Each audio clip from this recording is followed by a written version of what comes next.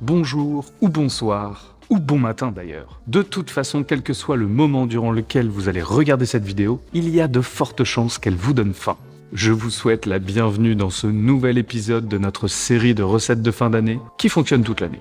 Oui, je sais, sacré concept. Entrée, poisson, plats, crustacés, viande et dessert, 6 vidéos pour mettre tout le monde d'accord à Noël ou au jour de l'an.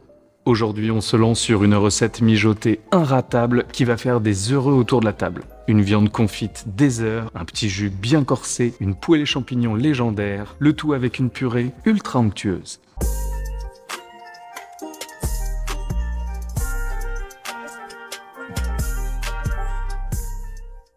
Les plats mijotés, c'est mon dada. Je trouve ça absolument génial. C'est très simple à réaliser, souvent avec des ingrédients très accessibles, c'est réconfortant à souhait et surtout, ça cuit tout seul. Vous commencez à me connaître, on ne va pas juste mettre 3 bouts de viande, des légumes et un peu de bouillon. Je vais vous montrer comment avec quelques techniques très simples et 2 ou 3 ustensiles, on peut élever ces plats souvent considérés comme vieillots à des plats qu'on pourrait servir dans de très beaux restos.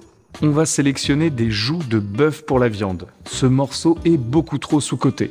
En cuisson lente, c'est le boss. On va construire une sauce avec beaucoup de goût qui va nourrir le bœuf durant toute la cuisson et je vais vous montrer comment le réduire pour le rendre nappant et envelopper notre viande pour le dressage. C'est bientôt les fêtes, alors on va se faire plaisir avec une poêlée de girolles qui va apporter de la texture et beaucoup de fraîcheur à notre plat. Et pour finir, une purée. Mais pas n'importe laquelle. Une purée de céleri rave. Non, restez. Promis, ça va bien se passer. Déjà, premièrement, c'est vraiment délicieux et je vais vous montrer comment obtenir un joli petit nuage de douceur. Et de deux, c'est tellement simple à faire que vous allez oublier la purée de pommes de terre. Je profite de cette vidéo pour vous annoncer, au cas où vous l'auriez loupé, que nous venons de sortir le 2e tome du Manuel du cuisinier amateur, notre livre de cuisine. Bon, si vous aviez loupé aussi le premier, je ne peux plus rien faire pour vous. Eh oui, 2 ans après la sortie du premier opus, nous revenons avec 150 nouvelles recettes et techniques. Les sauces, les épices, les pas à pas, des pâtes, des plats mijotés, des sandwichs, des desserts, bref. Il y en a pour tous les goûts pour devenir un meilleur cuisinier à la maison ou si vous êtes déjà balèze, pour vous inspirer avec des recettes du monde entier. Si j'ai attisé votre curiosité, je vous mets toutes les informations sur les bouquins dans la description.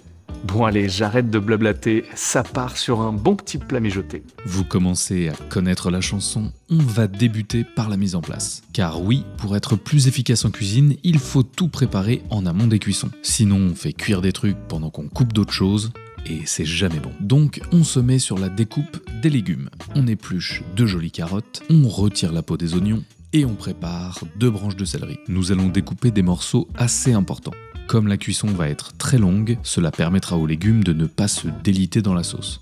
Donc les carottes en gros tronçons, les oignons en 4, et le céleri ça se tient plutôt bien mais coupons-les plutôt grossièrement également. Pour l'ail, on ne se prend pas la tête, on coupe une tête en 2. Oui, on garde la peau, vous allez comprendre pourquoi. Les légumes sont prêts, mettons-nous sur la viande. On sale généreusement toutes les faces de nos joues de bœuf et on laisse un peu reposer. Le sel va faire ressortir un peu d'humidité en surface, donc pensez à éponger avec un essuie-tout. Cela permettra un plus beau marquage. On met un peu d'huile dans une cocotte très chaude, puis on dépose nos joues de bœuf. On va aller chercher de la coloration, donc il faut laisser saisir sans y toucher pendant quelques minutes. Une fois qu'on a cette belle réaction de Maillard, on peut les retourner et faire de même de l'autre côté. Une fois que c'est fait, on va pouvoir réserver la viande dans un petit plat. Et comme vous pouvez le voir, il y a déjà de jolis sucs de cuisson dans le fond de la cocotte. On baisse sur feu moyen, on dépose l'ail côté chair et on verse tous les légumes. Pour les faire revenir, on ajoute une noisette de beurre. J'ai dit une noisette, hein? Ah voilà! On le laisse bien mousser sans le faire brûler. Et on peut commencer à mélanger tout ce petit monde. A l'inverse de la viande, on ne veut pas une coloration trop marquée. Mais pour ajouter un peu plus de subtilité et de profondeur à notre sauce, on ajoute du concentré de tomate. Cela va en plus maximiser les sucs et donc concentrer encore plus les goûts. Et pour que les sucs se retrouvent dans la sauce, on déglace au vin rouge. L'idée ici, c'est que le liquide va nous permettre de décoller les sucs en grattant avec une cuillère. Alors oui, en ajoutant du vin rouge, on va empiler en plus une strate de saveur supplémentaire. Et l'acidité du vin va balancer avec la richesse de la sauce. On le fait réduire de quasi 2 tiers et on verse ensuite du bouillon de bœuf. Il faut toujours que je vous donne ma recette, donc n'hésitez pas à me la demander en commentaire et on s'en occupe dès la rentrée. Et voici venu le moment d'assaisonner tout ça. Allez-y mollo car la sauce va réduire, se concentrer et ce serait dommage que ce soit trop salé, donc mieux vaut rectifier en fin de cuisson. On est donc parti sur sel, poivre et évidemment du piment d'Espelette, suivi de près de thym frais et de laurier, et pour cela jouer un peu plus fin d'année, de la badiane et des clous de girofle. On mélange le contenu de la cocotte pour s'assurer que l'assaisonnement et les épices soient bien répartis, et alors que revoici les sous-préfètes, on remet les joues de bœuf. Il faut vraiment qu'elles soient bien immergées dans ce bouillon, il ne faut surtout pas qu'elles sèchent en surface. Donc n'hésitez pas à rajouter un peu de liquide si besoin. Lorsque ça bout, on peut fermer le couvercle. Et c'est parti pour 4, 5, 6, 7, 8, 9 heures, 10 heures de cuisson si vous voulez. Aujourd'hui, je suis parti sur 6 à 130 degrés. Et pendant que ces petites merveilles mijotent tranquillement au four, on va se mettre sur la garniture. Et on commence par notre fameuse purée de céleri rave. On l'épluche avec un bon économe ou un couteau et on retire la base des racines. On épluche 1 ou 2 échalotes, ça ne peut pas faire de mal à notre purée, bien au contraire. Et on les émince assez finement pour que la cuisson aille plus vite. Pour le céleri rave, c'est pareil. Je vous conseille de le couper en cubes plutôt réguliers pour avoir une cuisson plus homogène et surtout en morceaux plutôt petits pour que la cuisson aille plus vite. Et oui, on veut travailler intelligemment et efficacement. Une fois que nos légumes sont bien coupés, on sort sa plus belle cocotte. Oui, moi je l'ai sortie à mon bonnet et à mon livre. C'est pas la classe ça. Et nope. Bon, pour le basket on repassera, mais sur la purée, on va pas se louper. On se met sur feu moyen, on ajoute de l'huile d'olive ou du beurre ou les deux et on verse tous nos légumes en une fois. On sale avec du sel fin et on mélange le tout pour faire suer les échalotes. On ne veut pas de coloration, juste les attendrir. Pour une texture et un rendu très onctueux et un goût mémorable, on mouille avec du lait entier. Ça va être gourmand mais pas écœurant. 2 petites feuilles de laurier, un peu de poivre et on mélange. Lorsque le lait commence à frémir, on peut couvrir et c'est parti pour 20 à 30 minutes de cuisson. Lorsque le céleri est bien tendre, on va pouvoir le débarrasser dans la cuve d'un blender. Attention, il ne faut pas mettre tout le liquide, mieux vaut en mettre pas assez que trop. Ce sera beaucoup plus simple pour ajuster si besoin. On met progressivement son blender à plein régime pour obtenir la texture la plus lisse possible. Et au bout de quelques minutes, on va finir par monter la purée avec un peu de beurre. Regardez-moi cette texture, franchement je trouve ça magnifique et tellement plus simple qu'une purée de pommes de terre. Bon, ça manque de sel. Rien de bien grave, on réajuste et on débarrasse. Il ne nous restera plus qu'à faire réchauffer la purée au moment de passer à table. On laisse refroidir un petit peu, on filme au contact et au frigo. Ouh, c'est le moment des girolles. Pour les préparer, c'est très simple. On retire les parties un peu sèches s'il y en a. On peut gratter avec la lame d'un couteau les pieds un peu fatigués et on retire l'extrémité. Pour les laver, il ne faut pas se louper. On les plonge quelques secondes dans de l'eau froide.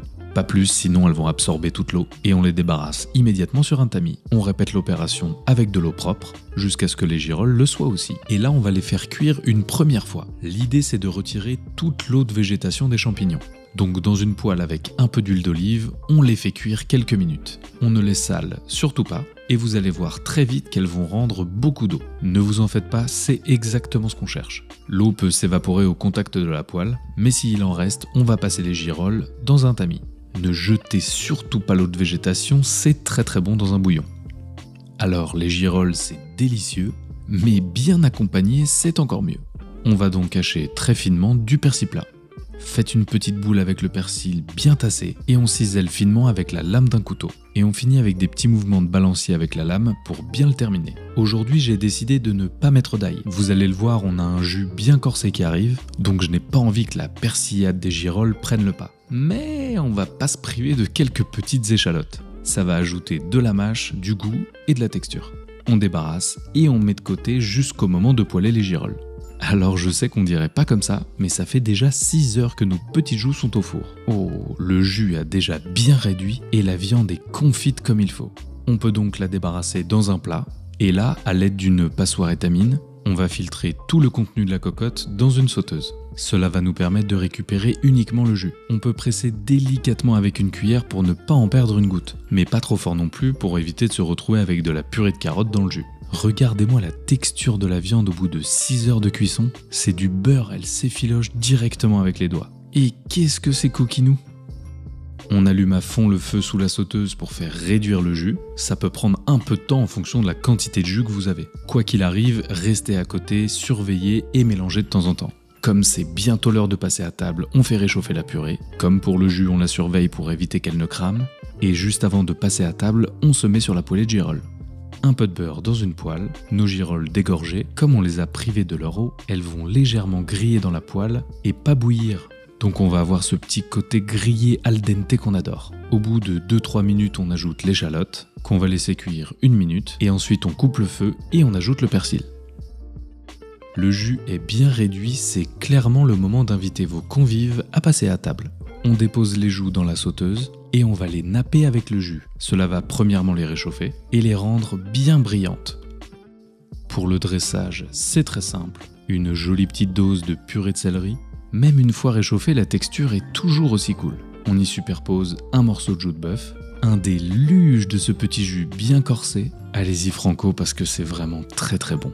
Il ne reste plus qu'à ajouter nos petites girolles poêlées bien chaudes. Essayez de donner du volume, ça va apporter beaucoup de caractère à votre dressage. Et voilà, je crois qu'il ne reste plus qu'à déguster. Clairement, pas besoin de couteau pour ce plat. La viande se découpe à la fourchette tellement elle est tendre.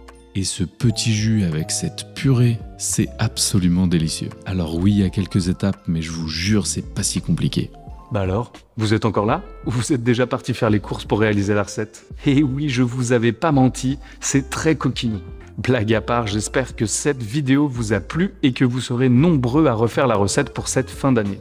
N'hésitez pas à aimer la vidéo, à nous poser vos questions ou remarques en commentaire, je les lis tous. Et surtout, à partager la vidéo tout autour de vous. Et oui, le plaisir, ça se partage. N'oubliez pas de vous abonner pour ne pas louper les prochaines recettes de fête. Celles qui arrivent sont vraiment féroces. Et surtout, on revient dès les premiers jours de 2025 avec une nouvelle série de recettes pour bien commencer l'année. Et je peux vous jurer qu'on va attaquer très très fort. Je vous dis à très vite pour de nouvelles aventures. C'était Hugo, vous êtes toujours sur Woogies. Bon appétit, ciao!